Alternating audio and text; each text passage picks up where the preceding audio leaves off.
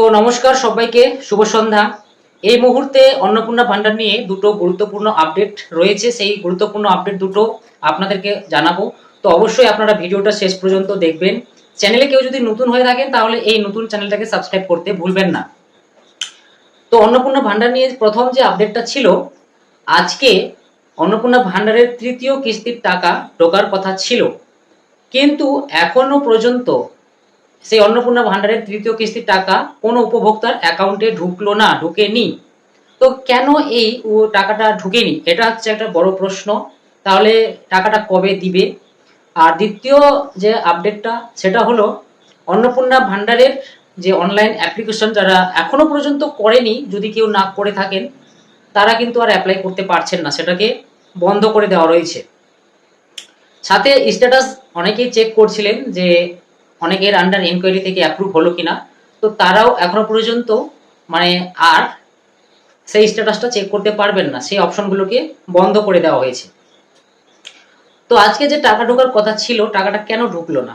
দেখুন, এর আগে যে প্রথম কিস্তি এবং দ্বিতীয় কিস্তির টাকা দেওয়া হয়েছিল, সেগুলো কিরকম দেওয়া হয়েছিল, যে যারা অ্যাপ্লাই করেছে তাদেরগুলো ভেরিফিকেশন করে টাকা পাঠিয়েছিল, কিছু লোকের বাকি ছিল তো তাদের টাকা ঢোকায়নি। এর ফলে যাদের অ্যাকাউন্টে টাকা ঢোকায়নি বা যাদের অ্যাপ্রুভ হয়নি, তখন তারা টাকা না পাওয়ার কারণে তারা উত্তেজিত হয়ে বিভিন্ন অফিসে গন্ডগোল করছিল। তো এই কারণেই সরকার এখন সম্পূর্ণ কাজ কমপ্লিট না হওয়া পর্যন্ত এই তৃতীয় কিস্তির টাকাটা ছাড়বেন না। সরকার এখন কিন্তু বেশ কিছু কাজ করছেন, যেমন যাদের আন্ডার ইনকোয়ারিতে রয়েছে, অ্যাপ্রুভ হয়নি, তাদের ডেটাগুলো ভালো করে ভেরিফিকেশন করছেন।